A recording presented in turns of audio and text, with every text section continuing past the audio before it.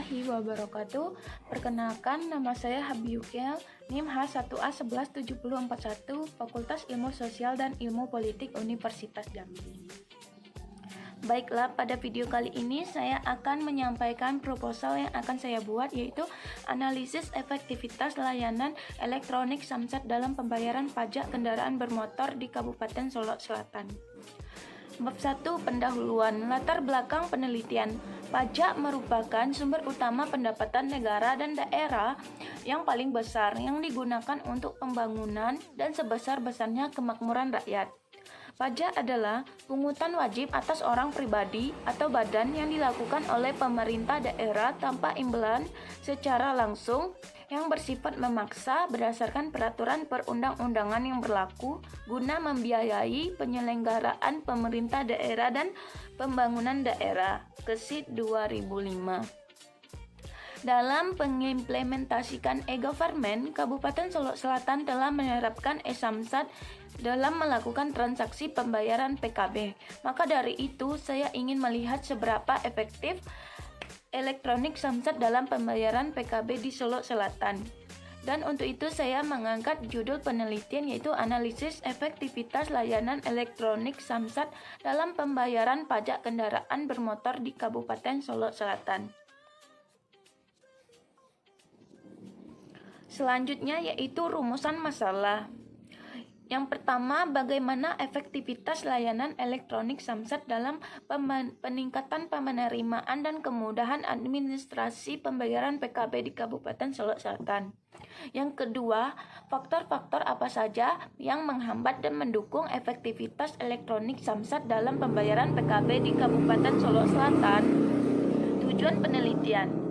Yang pertama, bagaimana efektivitas layanan elektronik Samsat dalam peningkatan penerimaan dan kemudahan administrasi. Yang kedua, menganalisis faktor penghambat dan pendukung efektivitas layanan elektronik Samsat. Selanjutnya yaitu manfaat penelitian. Yang pertama, manfaat teoritis. Penelitian ini diharapkan dapat berkontribusi terhadap pengembangan ilmu pengetahuan terkait implementasi e-government dalam bidang perpajakan. Selanjutnya yaitu untuk memperkaya literatur penelitian. Yang kedua, manfaat praktis. Yang pertama, penelitian ini diharapkan memberikan manfaat melalui analisis efektivitas elektronik Samsat agar menjadi bahan bacaan. Selanjutnya yaitu menjadi bahan pertimbangan dalam pembuatan regulasi terkait perpajakan. Bab 2. Landasan teori. Menurut Lainey dan Lee, tahun 2001 ada 4 tahap perkembangan e-government, yaitu yang pertama membuat katalog yang berisi informasi, yang kedua transaksi, yaitu membuka ruang dua arah antara pemerintah dengan masyarakat, yang ketiga integrasi vertikal, yaitu integrasi yang lebih kompleks antar organisasi, yang keempat integrasi horizontal, yaitu integrasi antar organisasi secara fungsi yang berbeda. Yang kedua, pajak.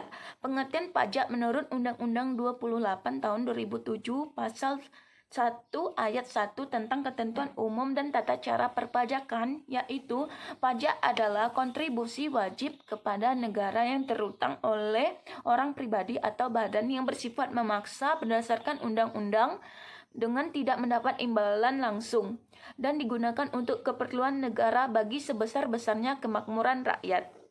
Yang ketiga, efektivitas. Menurut Ravianto dalam Masruri tahun 2014, efektivitas adalah seberapa baik suatu pekerjaan dilakukan sesuai dengan perencanaan, waktu, biaya maupun mutunya, maka dapat dikatakan efektif. Yang keempat, e-Samsat. Dengan memanfaatkan teknologi, maka Polri, Dinas Pendapatan Provinsi dan PT Jasara Harja menyediakan dan membuka Samsat online yang disebut e-Samsat. Selanjutnya, kerangka pemikiran. E-Samsat. Yang selanjutnya, analisis layanan e-Samsat, yaitu penerimaan PKB, kemudahan administrasi, faktor pendukung dan penghambat, barulah tercipta efektivitas layanan e-Samsat. Dan e-Samsat mengukur efektivitas menurut Sumat Maja tahun 2006, yaitu ada 3. Pertama, waktu. Yang kedua, tenaga pelaksana. Yang ketiga, hasil yang diperoleh. Maka terciptalah efektivitas layanan e-Samsat. Yang selanjutnya yaitu bab 3, metodologi penelitian.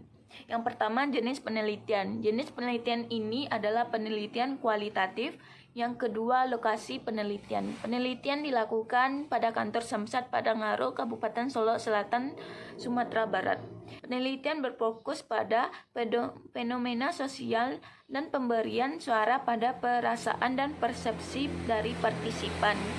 Yang keempat, informan. Peneliti mengambil informan kunci dari yang pertama, Kepala Seksi Pengelolaan Data dan Informasi Kabupaten Solok Selatan. Yang kedua, Koordinator Unit Pelayanan Pengelolaan Pendapatan Elektronik Samsat Kabupaten Solok Selatan. Yang ketiga, masyarakat wajib pajak. Selanjutnya yang kelima itu yaitu sumber data. Sumber data ada 2, yaitu data primer dan data sekunder. Yang pertama, data primer. Data primer yaitu data yang diperoleh langsung dari objek yang diteliti, yaitu dari informan, melalui kegiatan wawancara mendalam, dokumentasi, dan observasi mengenai pelaksanaan layanan elektronik Samsat Kabupaten Solok Selatan. Yang kedua, data sekunder. Data sekunder yaitu data pelengkap yang diperoleh dari hasil membaca literatur atau informasi-informasi lain yang berkaitan dengan penelitian. Yang keenam yaitu teknik pengumpulan data. Teknik pengumpulan data ada 3, yaitu yang pertama, wawancara dengan tanya jawab sepihak. Mewawancarai secara mendalam dilakukan dengan informan kunci. Yang kedua, observasi, yaitu proses pengamatan dan pencatatan setiap peristiwa atau gejala yang terkait. Yang ketiga yaitu dokumentasi, yaitu teknik pengumpulan data berupa catatan atau dokumen yang tersedia. Selanjutnya yaitu yang ketujuh, teknik analisis data. Teknik analisis data ini ada 3. Yang pertama, reduksi data, merupakan kegiatan merangkum kembali catatan-catatan di lapangan dengan memilih hal-hal pokok dan difokuskan pada hal-hal penting berkaitan langsung dengan penelitian. Yang kedua, penyajian data. Penyajian data merupakan pendeskripsian sekumpulan informasi tersusun dari kondisi yang rinci, gunakan menceritakan dan menjawab permasalahan yang ada serta memungkinkan adanya penarikan kesimpulan. Yang ketiga, penarikan kesimpulan, yaitu penarikan kesimpulan merupakan kegiatan akhir dari penelitian, di mana peneliti harus sampai pada tahap kesimpulan dan melakukan verifikasi, baik dari segi makna maupun kebenaran kesimpulan yang disepakati. Makna yang dirumuskan peneliti harus diuji kebenarannya, kecocokan, dan kekokohannya. Baiklah, hanya itu presentasi proposal yang akan saya buat. Lebih dan kurangnya mohon maaf. Sekian dan terima kasih. Wassalamualaikum warahmatullahi wabarakatuh.